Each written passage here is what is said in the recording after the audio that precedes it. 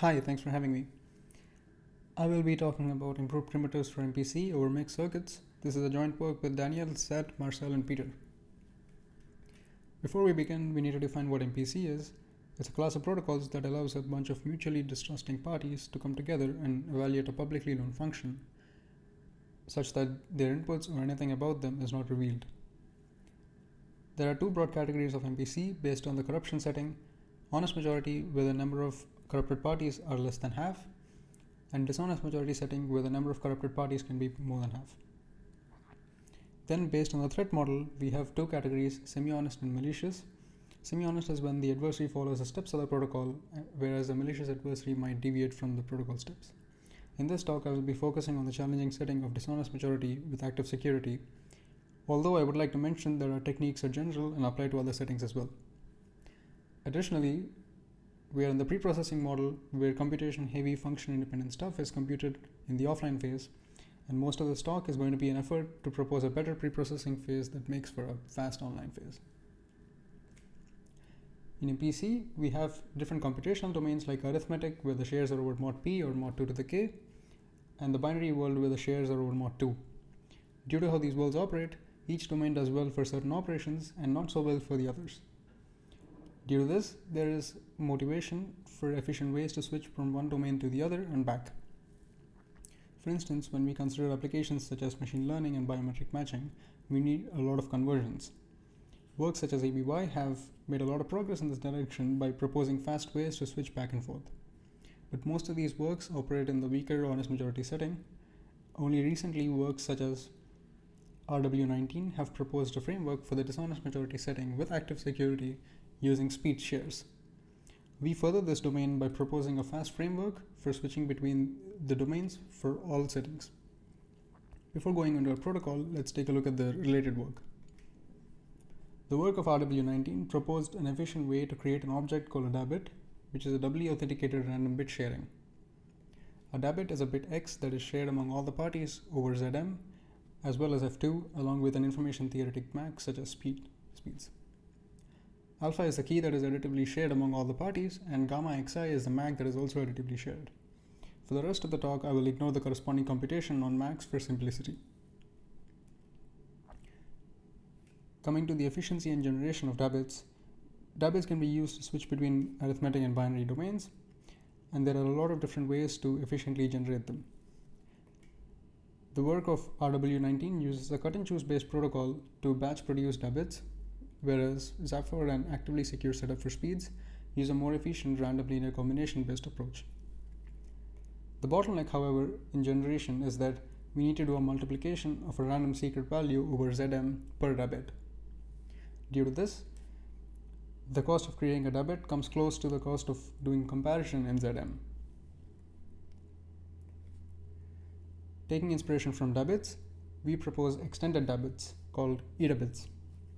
Instead of one bit being shared in both the domains, an edaBit is m random bits shared in F2 and the corresponding value shared over Zm, where m is either a prime order field or a ring.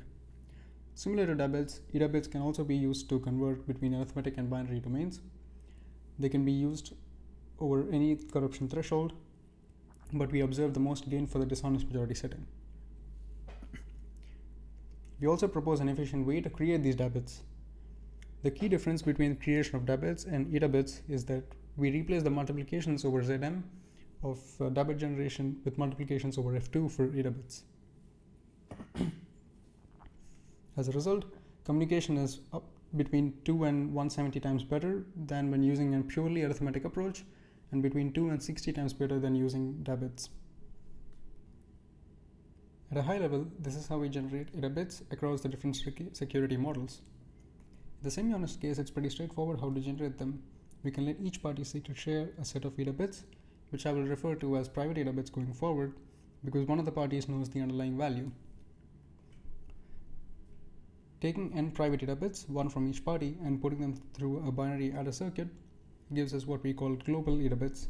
Global because none of the parties know the underlying value. For the active security case, we let each party PI secret share a bunch of edaBits with max. We then proceed to verify these sets of edaBits using a modified cut and choose protocol. At this point, we will have verified private edaBits, which we can put through a binary adder circuit to get verified global edaBits. Before going into the modified cut and choose approach, let us consider the simplest possible case, which is verifying just 2 edaBits. We verify them by computing the sum over F2 and Zm and opening it. Computing the sum over Zm is local, and for the binary case, we need an adder circuit which uses triples. The guarantee we have is that if at least one of these edaBits is good, then cheating will get caught.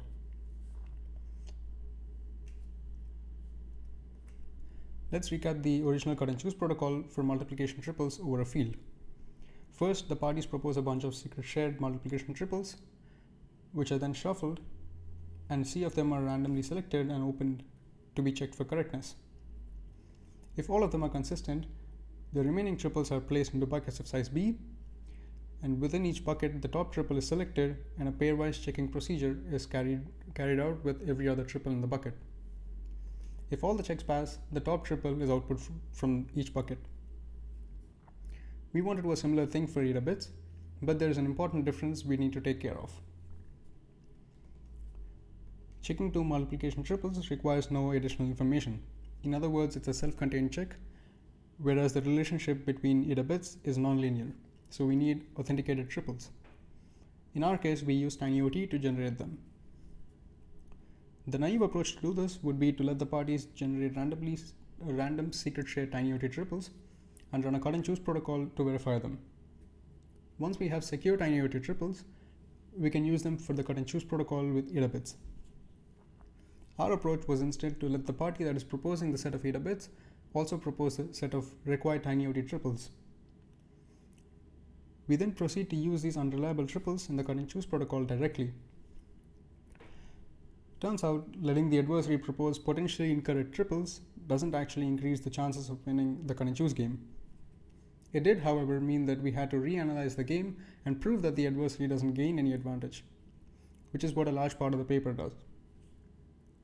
In fact, we found that it makes it a little harder for the adversary to cheat. This is the modified cut and choose game at a high level from the perspective of one of the parties. Party PI secret shares a bunch of edaBits and the required TinyOT triples. We then shuffle them using 2 publicly sampled permutations. We open C edaBits and C prime TinyOT triples to verify the consistency. If any of them are inconsistent, we abort. Otherwise, we take the remaining edaBits and place them into buckets of size B, and the triples into buckets of size B-1 times M, as there are B-1 pairs of edaBits that are checked within each bucket. Similar to the original game, we select the top edaBit in each bucket and perform a pairwise check with the other edaBits of the bucket using the TinyOT triples. If all the checks pass, we output the top edaBit to get verified private edaBits. We know how to do the shuffling, and we know how to do the bucketing. We also know how to go from verified private edaBits to verified global edaBits. What we have not analyzed and talked about is the bucket check protocol. These are the different cases that can occur in the bucket check. X and Y are the edaBits that we use in the check, and trips is the set of TinyOT triples that we use. In case 1, 2 good edaBits are verified in the bucket using a bad set of triples. For simplicity, we assume that only one of these M triples was corrupted. In this case, the check will not pass because at position I, where the triple is corrupted, the corrupted triple will flip the output of the computation, making it inconsistent with the value over Zm. So the check fails. In case 2 and 3, we have the top edaBit being bad. In case 2, the triple that we use for the check is bad, whereas in case 3, the second edaBit that we use in the check is bad. Either way, assuming the corruption patterns are similar, the checks will pass because the errors get cancelled out. In case 4, we have the same situation, except that the top edaBit is actually a good one and the other 2 are bad. Technically speaking, the adversary wins in cases 2, 3, and 4 because it was able to fool us by using bad data. However, for our analysis and our protocols, we do not consider case 4 to be a win because the edaBit that is finally output from the bucket is a good one. There is nothing the adversary gains in this situation because the goal is to be able to produce incorrect verified private edaBits, which cannot happen from case 4. Going a little deeper, this is the exact circuit we use, a standard ripple carry adder circuit which computes the carry as shown here. To compute m carry bits, we need a total of m tiny-noted triples. Before we analyze the probability that the adversary wins the game, we need to describe another property that we require from the circuit, which restricts the power of the adversary significantly and makes the analysis a lot simpler. The property is called weakly additive tamper resilience. Since we're using unreliable triples, we have to be careful about how we use them. More concretely, we want to restrict the freedom of the adversary in terms of how it can pass the check. The adversary should not be able to use a set of bad tiny-noted triples to pass the check with a good edaBit and a bad one, as well as with 2 good edaBits. Luckily, the standard ripple carry adder circuit already has this property, so we don't need any fancy circuits.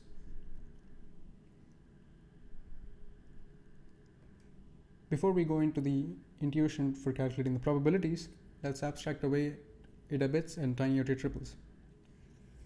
The real-world protocol is very hard to analyze because to do the full analysis, we also have to consider the number of different ways in which an edaBit of length m can be corrupted, which is 2 to the m ways. We need to do the same for tiny-noted triples as well, and then look at the possible types of pairings between corrupted edaBits and corrupted triples.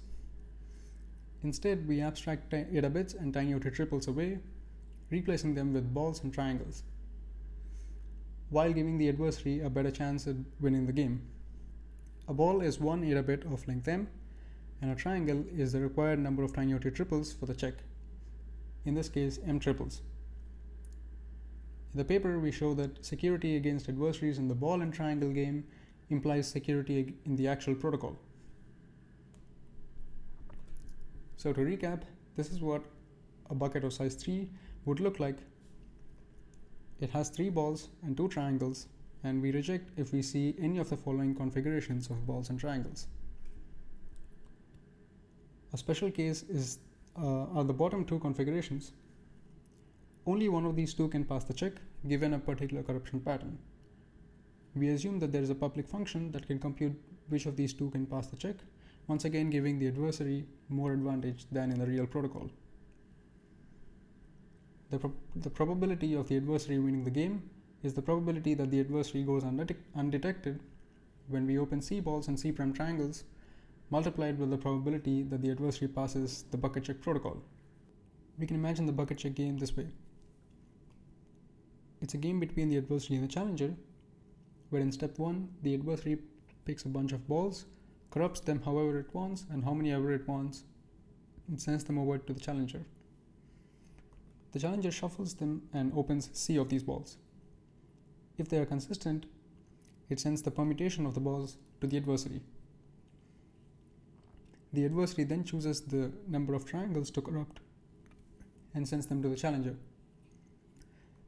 The challenger repeats the same process of opening and verification, and at the end, the challenger sends 1 or 0 depending on whether the bucket check has passed. To calculate the probability, assume the arrangement of balls after the challenger shuffles them is as follows, when we have 4 buckets and of size 3. Based on this, the adversary can calculate the possible arrangements of triangles. In this case, this is the only possible arrangement. So the probability of the bucket check comes down to the probability that the triangles hit this one permutation after being shuffled. Since we analyze this for one configuration of balls, for the total probability we need to sum over all possible configurations of these balls. That was some intuition about the analysis, and these are the parameters that we got from the cut and choose game. Most notably, for 40-bit statistical security, we found that it is enough to open just 3 edaBits and 3 triples when we have a bucket size of 3 if we generate at least 1 million edaBits. This is analogous to the cut and choose game with multiplication triples, where you also have to open a minimum of 3 triples for security. Since not all applications need edaBits in the order of 1,000,000, we also calculated what it would take if we wanted to generate just a few thousand edaBits. For 40 bits security, all you have to do is increase the bucket size to 5, and we can generate triples in the order of a few thousand.